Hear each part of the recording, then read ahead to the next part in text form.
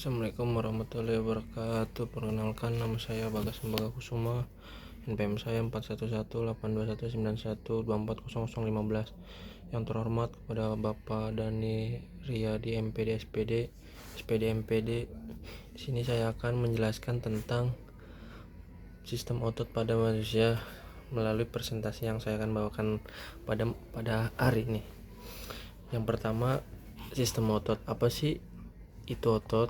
Otot itu adalah jaringan tubuh yang memiliki kemampuan berkontraksi dan relaksasi, memungkinkan pergerakan. Otot terdiri dari sel-sel atau serat otot yang dapat berkontraksi dan relaksasi sehingga menghasilkan gerakan pada tubuh manusia dan menjaga postur tubuh.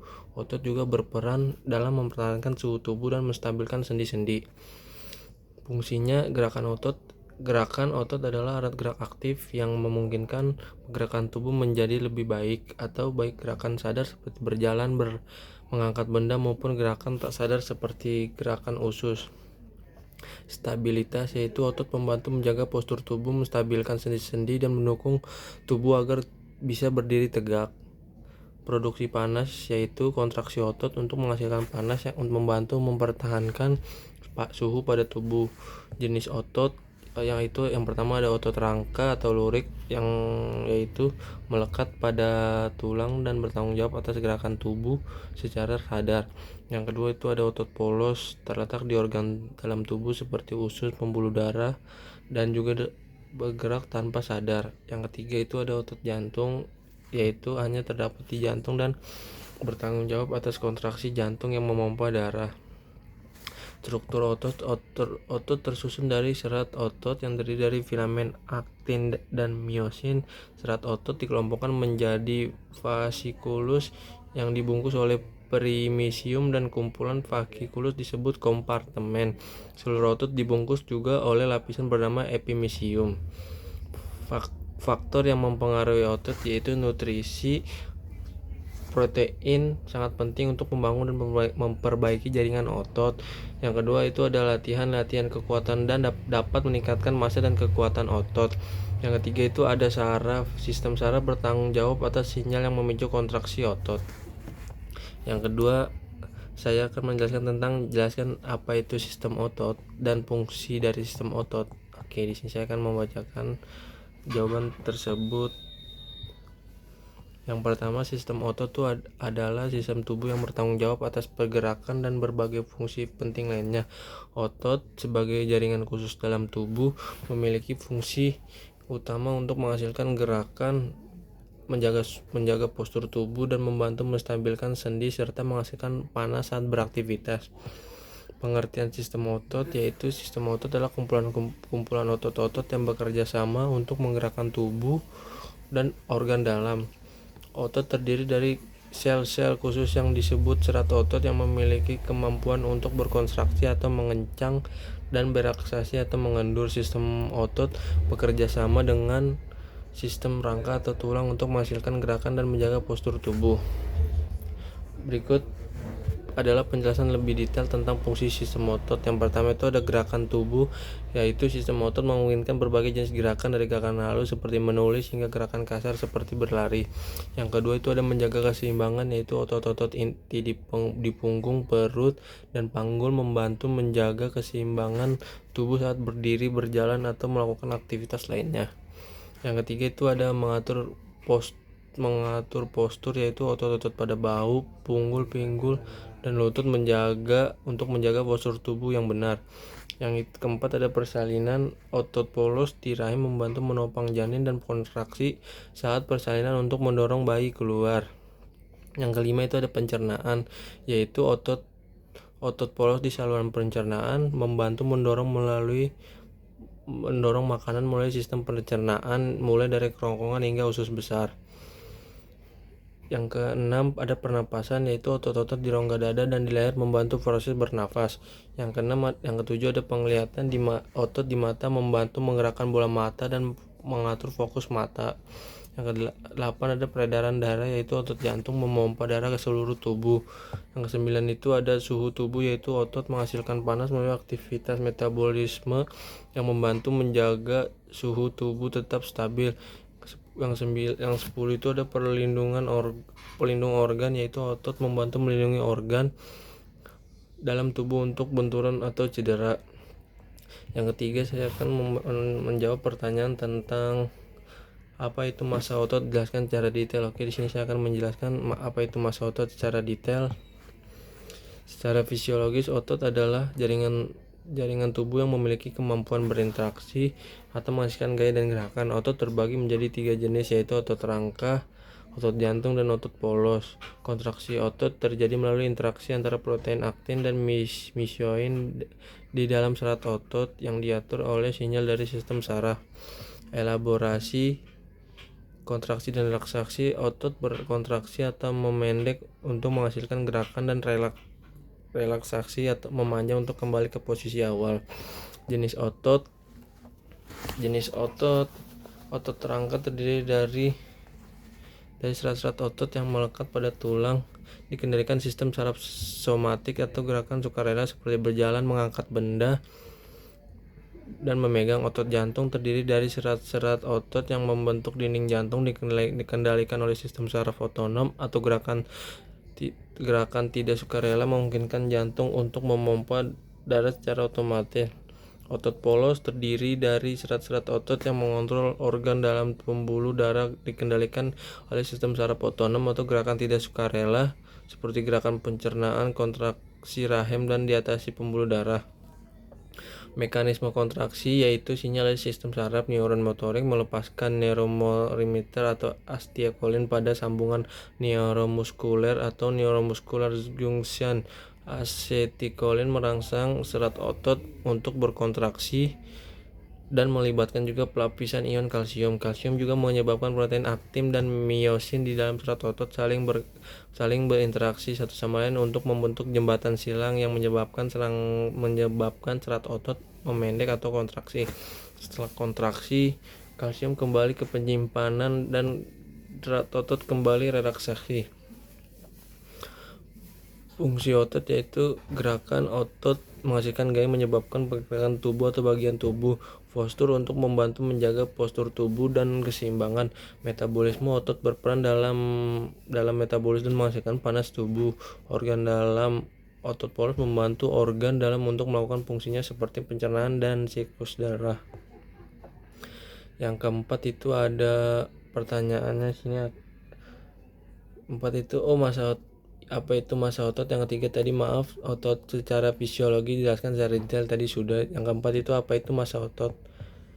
Yang keempat itu massa otot adalah jumlah jaringan otot dalam tubuh yang berfungsi untuk menjaga postur tubuh, membantu pergerakan, keseimbangan, dan kekuatan tubuh.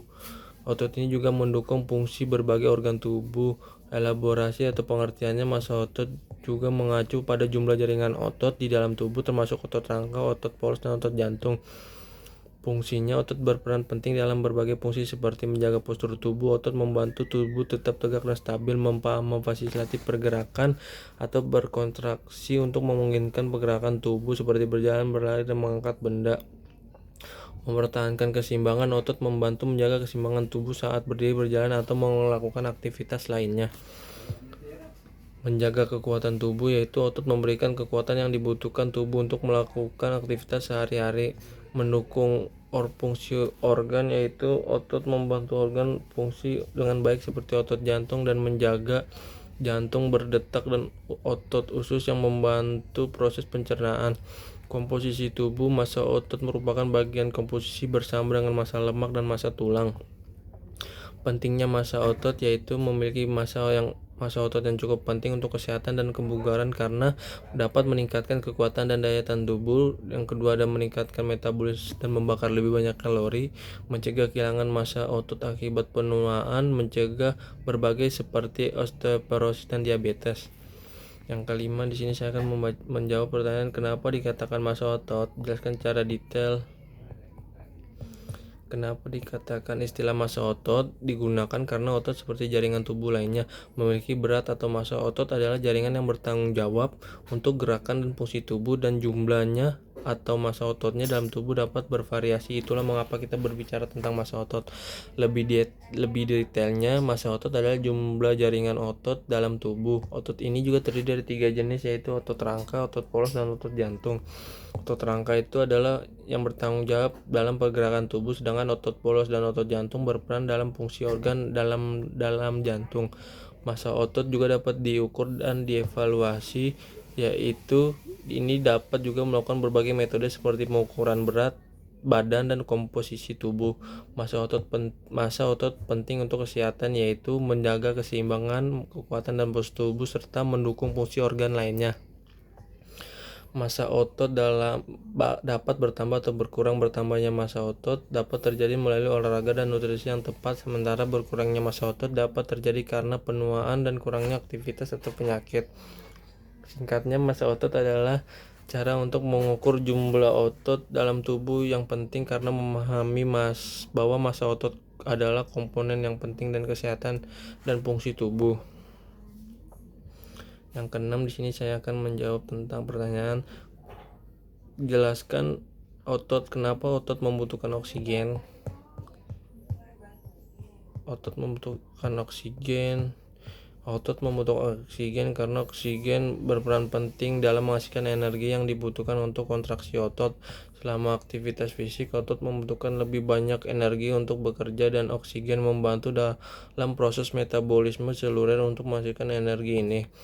Produksi ATP, yaitu oksigen digunakan dalam proses respirasi seluler, di mana glukosa dipecah dan dioksida untuk menghasilkan energi dalam bentuk ATP yang merupakan sumber energi utama dalam kontraksi otot. Yang kedua itu ada perubahan metabolisme, yaitu saat berolahraga tubuh membutuhkan lebih banyak energi sehingga metabolisme akan meningkatkan. Oksigen membantu proses ini untuk menghasilkan ATP yang dibutuhkan oleh otot. Yang ketiga itu membuang limbah. Buang limbah juga dapat membantu menghilangkan limbah metabolisme seperti asam laknat dan dapat menyebabkan kelelahan otot dan kram. Kinerja otot, yaitu paskanya kita sangat penting untuk menjaga kinerja otot yang optimal, terutama selama aktivitas fisik yang berat. Kekurangan oksigen dapat menyebabkan otot menjadi lemah, kaku, dan mudah lelah. Contoh latihannya, saat melakukan senam aerobik, latihan ini menggunakan suplai oksigen ke otot sehingga otot dapat bekerja lebih efektif dan terhindar dari penumpukan limbah. Yang ketujuh yaitu jelaskan secara detail mekanisme cara kerja otot. Oke, di sini saya akan jelaskan mekanisme kerja otot, yaitu mekanisme kerja otot dapat juga melibatkan kontraksi dan relaksasi yang diatur oleh sinyal saraf. Otot berkontraksi atau membidik atau menegang saat menerima rangsangan dan berelaksasi atau memanjang saat rangsangan tersebut hilang. Proses ini memungkinkan gerakan tubuh. Berikut adalah penjelasan lebih lanjut. Rangsangan dari otak itu sinyal dari otak dikirim melalui neuron motorik ke serabut otot. Sinyal ini menyebabkan pelepasan neurotransmitter acetylcholine dari terminal neuron ke dalam celah sinaptis. Interaksi acetylcholine dengan otot, yaitu menyebabkan depolarisasi membran dan pelepasan ion kalsium. Ion kalsium ini penting untuk memicu kontraksi otot. Yang ketiga itu ada mekanisme kontraksi, yaitu berkaitan dengan protein troponin pada filamen aktin yang menyebabkan tropomyosin bergerak dan membuka situs pengikatan myosin pada aktin. Yang keempat itu ada relaksasi. Saat rangsangan berhenti, acetylcholine dipecah oleh enzim dan ion kalsium ke retinsakroplasma. Troponin kembali ke posisi semula, menutup pengikatan myosin, dan kepala myosin melepaskan aktin. Filamen aktin dan myosin kembali ke posisi semula, menyebabkan otot memanjang dan berelaksasi. Jenis kontraksi konsentrik, yaitu otot memendek menghasilkan gerakan. Contohnya seperti mengangkat beban. Yang kedua, kontraksi eksentrik, otot memanjang dan berkontraksi seperti menurunkan beban secara perlahan. Yang terakhir, kontraksi isometrik, yaitu otot menegang tanpa perubahan panjang, misalnya menahan beban. Yang keenam ada jenis otot, yaitu otot atau sekitar dikontrol secara sadar melekat pada tulang dan bertanggung jawab untuk gerakan tubuh. Otot polos yaitu ditemukan pada organ dalam dan mengatur gerakan seperti pernapasan, pencernaan, dan kontraksi pembuluh darah. Otot jantung yaitu terletak di jantung dan bertanggung jawab untuk memompa darah. Mekanisme kerja otot yang kompleks ini memungkinkan kita melakukan berbagai gerakan dan aktivitas dalam kehidupannya sehari-hari. Yang ke-8, sini saya akan menjawab pertanyaan tentang jelaskan proses oksigen yang disalurkan ke otot. Proses yang disalurkan ke otot yaitu proses penyaluran oksigen ke otot melibatkan sistem pernapasan dan sistem peredaran darah. Oksigen dihirup melalui hidung atau mulut lalu masuk ke paru-paru di mana pertukaran gas terjadi di alveoli. Oksigen kemudian diserap ke dalam darah dan dibawa ke sel darah merah ke seluruh tubuh termasuk otot maupun pembuluh darah. Berikut adalah langkah-langkahnya lebih detail. Yang pertama itu inspirasi atau menarik napas. Otot diafragma dan otot antar tulang rusuk berkontraksi membuat rongga dada membesar dan menciptakan tekanan negatif di dalam paru-paru. Udara dari luar yang mengandung oksigen ditarik masuk ke paru-paru melalui hidung atau mulut. Pertukaran gas alveoli yaitu di dalam paru-paru udara mencapai alveoli, kantung-kantung kecil yang dikelilingi oleh pembuluh darah kapiler. Oksigen dari udara alveoli masuk ke dalam pembuluh darah kapiler melalui difusi dan karbon dioksida dari darah masuk ke alveoli. Yang ketiga adalah transportasi oksigen yaitu darahnya dipompa ke seluruh tubuh melalui pembuluh darah. Oksigen diangkut dalam darah sebagian besar terikat pada hemoglobin di sel darah merah. Yang keempat ada oksigen ke otot yaitu oksigen dilepaskan dari sel darah merah dan memasuki sel-sel otot. Yang kelima terakhir ada ekspirasi atau membuang napas yaitu otot diafragma dan otot-otot antar tulang rusuk relaks menyebabkan rongga dada mengecil dan tekanan di dalam paru-paru meningkat dan udara yang mengandung karbon dioksida dikeluarkan dari paru-paru melalui hidung atau mulut. Yang ke-9 saya akan menjawab pertanyaan tentang jelaskan kontraksi otot secara detail dan lengkap. Kontraksi otot secara detail dan lengkap yaitu kontraksi otot adalah proses di mana otot mengencang atau memendek atau memanjang memungkinkan terjadi gerakan. Mekanisme melibatkan juga serangkaian peristiwa-peristiwa molekuler yang dimulai dari sinyal saraf, pelepasan ion kalsium, interaksi antara filamen aktin dan miosin dan akhirnya menghasilkan gaya yang menyebabkan otot berkontraksi.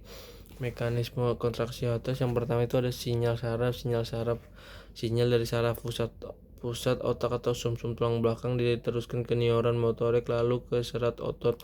Neuron motorik melepaskan astiakolin ke dalam celah sinaptik neuromuskular yang kemudian berkaitan dengan reseptor di membran sel otot atau sarkolema. Yang kedua itu ada depolarisasi dan pelepas kalsium. Ikatan astiakolin menyebabkan depolarisasi membran sel otot menyebabkan potensial aksi yang menyebar ke seluruh sel dan menuju tubulus T. Potensial aksi ini memicu pelepasan ion kalsium dari retikulum sarkoplasma atau disebut SR. Interaksi aktin dan mesioin yaitu ion kalsium mengikat protein troponin dan filamen aktin dapat menyebabkan protein troponin bergeser sehingga membuka situs pengikatan pada filamen aktin untuk miosin. Kepala miosin kemudian berikatan dengan aktin membentuk jembatan silang. Kepala miosin juga menarik filamen aktin ke arah pusat sarkomer menyebabkan filamen aktin dan miosin meluncur satu sama lain atau sliding filament teori. Proses ini membutuhkan energi dari ATP yang dipecah dari kepala miosin.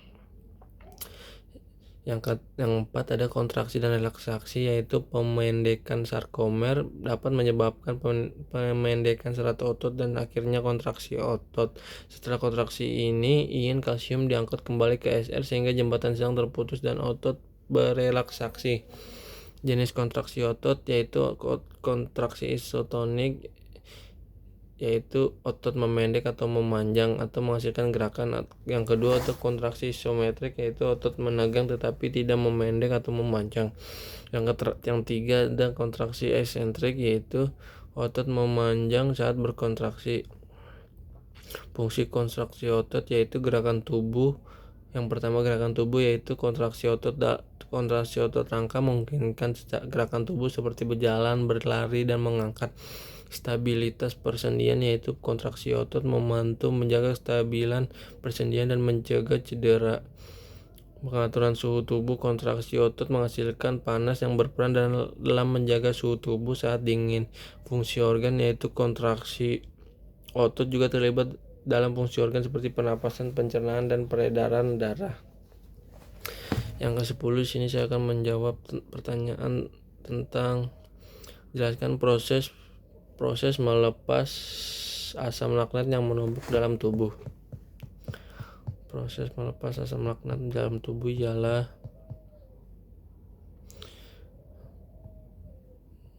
proses melepas asam laknat yang menumpuk dalam tubuh melibatkan beberapa mekanisme, terutama mulai pemulihan aktif dan pemulihan pasif, serta perbaikan dalam metabolisme tubuh. Asam laknat yang sebenarnya adalah laktat dihilangkan dari darah dan otot melalui beberapa cara, termasuk perubahan kembali menjadi energi dalam siklus Cori, pemecahan menjadi pirufat, dan pengeluaran melalui urin dan keringat. Berikut ada penjelasan lebih rinci. Yang pertama itu ada pemulihan aktif dengan gerakan dengan intensitas rendah, aktivitas seperti berjalan, bersepeda, atau yoga. Setelah olahraga dapat membantu meningkatkan aliran darah ke otot sehingga asam laknat dapat diangkut dan dihilangkan. Yang kedua itu ada pemulihan pasif atau istirahat, memberikan waktu istirahat yang cukup setelah olahraga memungkinkan tubuh untuk memperbaiki diri atau menghilangkan asam laktat. Pendinginan yang tepat setelah olahraga membantu mengurangi penumpukan asam laktat dan meningkatkan pemulihan otot. Yang ketiga ada siklus Cori, pengubahan kembali menjadi energi, yaitu dalam kondisi normal tubuh dapat mengubah asam laktat menjadi glukosa. Yang keempat itu adalah pemecahan asam laktat. Asam laktat dapat dipecah menjadi pirufat yang kemudian dapat digunakan dalam siklus Krebs untuk menghasilkan energi. Yang kelima ada peningkatan peredaran darah atau pemanasan sebelum olahraga dapat membantu meningkatkan aliran darah ke otot sehingga dapat meningkatkan efisiensi pembuangan asam laktat. Pendinginan ringan yang membantu menjaga aliran darah yang lancar, mengurangi penumpukan asam laktat. Yang keenam ada respirasi, yaitu bernapas dalam selama dan setelah olahraga dapat membantu meningkatkan asupan oksigen ke otot yang membantu mengurangi penumpukan asam laktat. Dengan kombinasi ini dari pemulihan aktif, pemulihan pasif, dan peningkatan peredaran darah, tubuh dapat secara efektif menghilangkan asam laktat dan mencegah terjadinya asidosis laktat. Yang ke-11 saya akan menjawab tentang latihan eksplosif otot secara fisiologi, jelaskan secara detail. Yang ke-11 itu latihan eksplosif otot secara fisiologi melibatkan penggunaan kontraksi otot yang cepat dan kuat. Menghasilkan daya ledak ini juga dapat meningkatkan kekuatan, kecepatan, dan daya tahan yang penting untuk berbagai aktivitas olahraga dan gerakan sehari-hari. Fokus utama adalah pada kontraksi otot yang cepat dan kuat melibatkan serat otot tipe 2 yang dikenal dengan kemampuan menghasilkan kekuatan dan kecepatan.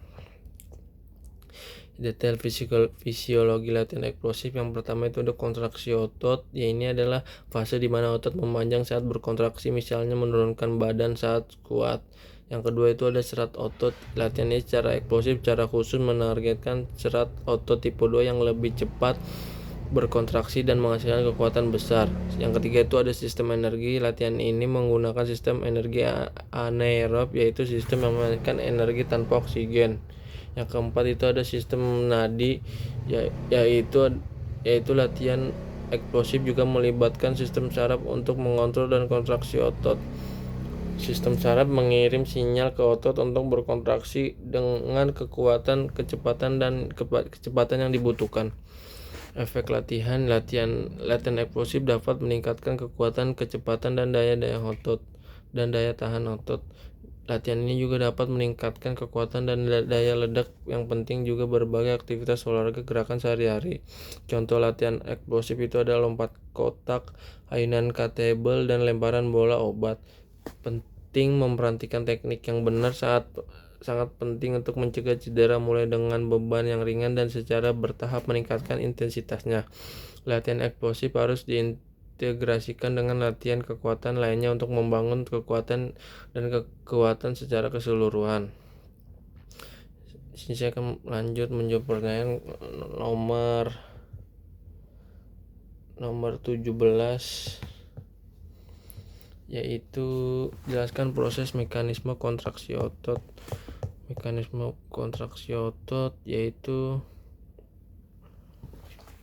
proses mekanisme otot melibatkan serangkaian peristiwa yang dimulai dengan sinyal dari otak dan menyebabkan pelapisan ion kalsium yang kemudian mengaktifkan protein aktin dan miosin yang saling berinteraksi menyebabkan pemendekan serat otot. Yang berikut adalah sinyal dari otak. Yang kedua ada pelepasan asetilkolin. Yang ketiga ada depolarisasi. Yang keempat ada pelepasan kalsium. Yang kelima ada interaksi aktin dan miosin. Yang keenam ada geseran filamen. Yang ketujuh ada relaksasi. Dan lanjut, sini saya akan membacakan pertanyaan lagi nomor 18. Jelaskan jenis kontraksi otot pada manusia, yaitu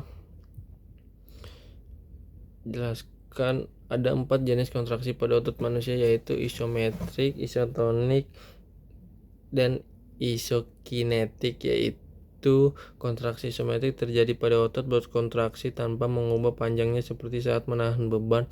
Kontraksi isotonik terjadi saat otot berubah jantung dan dapat berubah berkontraksi kontraksi konsentris atau pemendekan otot, atau eksentrik atau pemanjangan otot. Kontraksi isokinetik yang tidak terjadi secara alami adalah kontraksi pada kecepatan konstan. Berikut adalah penjelasan lebih detail yang pertama itu ada kontraksi isometrik. Otot berkontraksi tetapi panjang otot tetap sama. Tidak ada gerakan sendi atau anggota tubuh. Yang kedua itu ada kontraksi isotonik, yaitu otot berubah panjang saat berkontraksi menyebabkan gerakan. Terdapat 2 jenis kontraksi isotonik. Yang pertama kontraksi konsentris. Yang kedua itu ada kontraksi eksentrik. Yang ketiga itu ada kontraksi isokinetik, yaitu kontraksi pada kecepatan konstan yang biasanya membutuhkan bantuan alat, tidak terjadi secara alami dalam aktivitas sehari-hari. Mekanisme kontraksi otot yaitu sinyal dari sistem saraf, reaksi kimia dalam otot, atau gerakan filamen. Pemahaman tentang jenis kontraksi otot sangat penting dalam berbagai bidang seperti olahraga, rehabilitasi, dan penelitian fisiologi. Dan lanjut nomor 19, saya akan menjawab pertanyaan soal jelaskan sumber energi untuk kontraksi otot.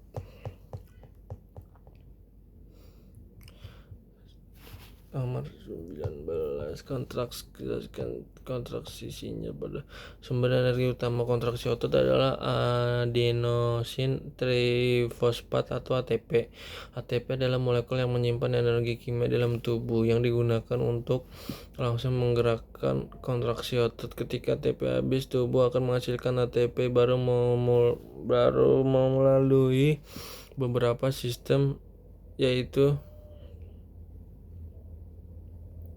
sistem kreatin fosfat, sistem glikosis, sistem respirasi aerobik. ATP dalam otot dihasilkan melalui proses metabolisme yang melibatkan pemecahan karbohidrat, lemak, dan protein dengan bantuan oksigen. Oksigen juga diperlukan untuk proses ini disuplai oleh sistem peredaran darah dan disimpan dalam hemoglobin otot. Peran oksigen sangat penting untuk proses respirasi aerobik dan produksi ATP. Oksigen disuplai oleh sistem peredaran darah dan disimpan dalam hemoglobin otot. Latihan aerobik dapat meningkatkan daya tahan otot. Saya lanjut ke nomor 20. Sini saya akan menjawab pertanyaan tentang apa yang terjadi jika kontraksi otot tidak terjadi. Apa yang terjadi jika kontraksi otot tidak terjadi? Jika kontraksi otot tidak terjadi, otot dapat mengalami atrof, yang berarti otot akan mengecil dan melemah karena tubuh tidak lagi menggunakannya. Kondisi ini dapat terjadi karena berbagai alasan termasuk cedera, penyakit saraf, atau kurangnya rangsangan pada otot. Berikut adalah beberapa yang terjadi jika kontraksi tidak terjadi, yaitu pertama ada atrofi otot dan kedua ada gangguan gerakan, yang ketiga ada kekuatan otot yang menurun, yang keempat ada gangguan fungsi tubuh, yang kelima ada penyakit dan kondisi medis. Penting untuk diingat bahwa kontraksi otot yang normal dan teratur sangat penting untuk kesehatan dan fungsi tubuh yang baik. Nomor 21, lanjut tentang apa perbedaan kontraksi isometrik dan isotonik.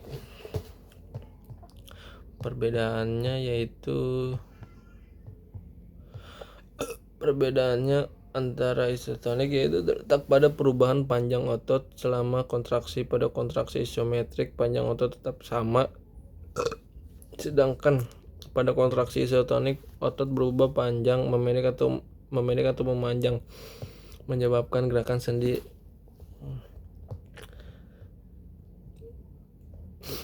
Lebih detailnya, kontraksi simetrik panjang otot tetap sama selama kontraksi, tidak terjadi gerakan sendi. Contohnya menahan beban dengan posisi yang sama. Kontraksi isotonik panjang otot berubah atau memendek atau memanjang selama berkontraksi, menyebabkan gerakan sendi. Contohnya isometrik melakukan gerakan plank, isotonik itu push up, squat. Singkatnya, kontraksi isometrik adalah kontraksi yang tidak menghasilkan gerakan, sedangkan kontraksi isotonik itu kontraksi yang menghasilkan gerakan. Lanjut ke nomor 22. Di sini saya akan menjawab pertanyaan bagaimana kontraksi otot mempengaruhi gerakan.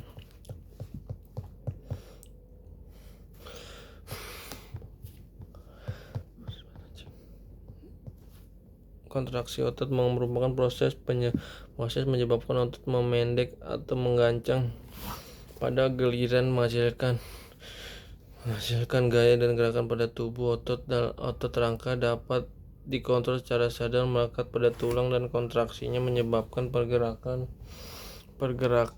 tulang tersebut. Kontraksi otot juga berperan dalam menjaga postur tubuh dan melindungi sendi-sendi. Sebentar.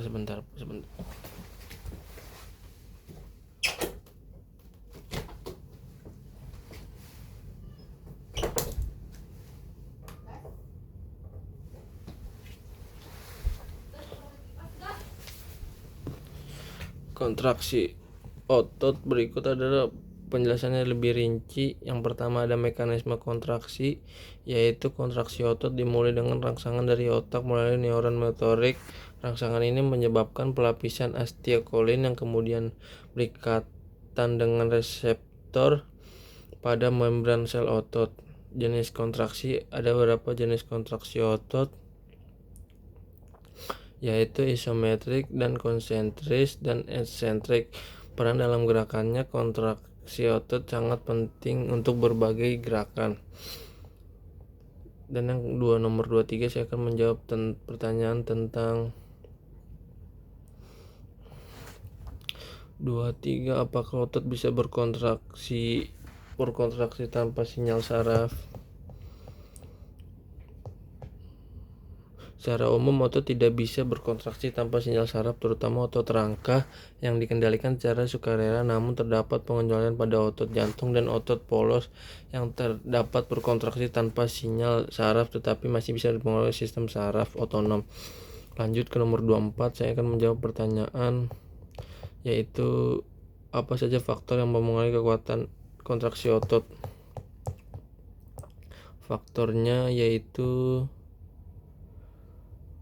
kekuatan kontraksi otot dipengaruhi oleh berbagai faktor, termasuk ukuran otot, ketegangan saat kontraksi, jumlah unit motorik, jenis kontraksi, jenis serabut, suplai darah, kecepatan kontraksi, motivasi, dan faktor-faktor lainnya seperti usia, jenis kelamin, dan suhu otot. Lanjut ke nomor 25. Di sini saya akan menjawab pertanyaan tentang otot. Apa yang terjadi jika otot kekurangan oksigen? Yang terjadi saat kekurangan oksigen otot yaitu jika otot kekurangan oksigen atau hipoksia, otot akan mengalami berbagai masalah termasuk kelelahan, sakit, nyeri, kram, dan bahkan kerusakan jaringan. Kekurangan oksigen juga dapat menyebabkan peningkatan asam laknat yang memburuk kelelahan pada otot. Lanjut ke nomor 26. Di sini saya akan menjawab pertanyaan bagaimana oksigen dilepas dari darah ke otot. Bagaimana caranya? Yaitu oksigen dilepas dari darah ke otot melalui proses difusi, di mana oksigen berpindah dari area dengan konsentrasi tinggi atau darah ke area konsentrasi rendah otot. Proses ini terjadi dalam kapiler pembuluh darah kecil yang berada di dekat sel otot. Lanjut ke nomor 27. Apa yang terjadi pada oksigen di dalam otot? Yang terjadi oksigen dalam otot yaitu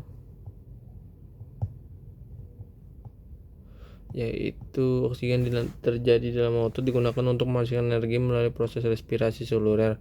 Oksigen yang masuk ke dalam tubuh melalui sistem pernapasan kemudian diangkut oleh darah ke seluruh tubuh termasuk otot. Di dalam sel otot, oksigen akan digunakan untuk menghasilkan energi ATP yang dibutuhkan untuk kontraksi otot. Lanjut ke nomor 28. Soalnya ke-28 itu oksigen sampai ke otot melalui udara. Jelaskan cara detail. 28 oksigen sampai ke paru-paru. Oksigen sampai ke otot melalui proses sirkulasi darah yang kompleks. Oksigen dihirup melalui paru-paru kemudian diikat oleh sel darah merah yang dialirkan melalui pembuluh darah menuju otot untuk memenuhi kebutuhan energi. Lanjut ke nomor 29, yaitu kenapa harus stretching dulu sebelum latihan dan kenapa harus cooling down setelah latihan. Alasannya karena kita sebelum stretching atau peregangan sebelum latihan pemanasan dapat membantu mempersiapkan otot dan meningkatkan fleksibilitas sehingga mengurangi risiko cedera dan meningkatkan performa. Cooling down atau pendinginan setelah latihan dapat juga membantu tubuh kembali kondisi dalam normal, mencegah nyeri otot dan kaku dan mempercepat kemulihan.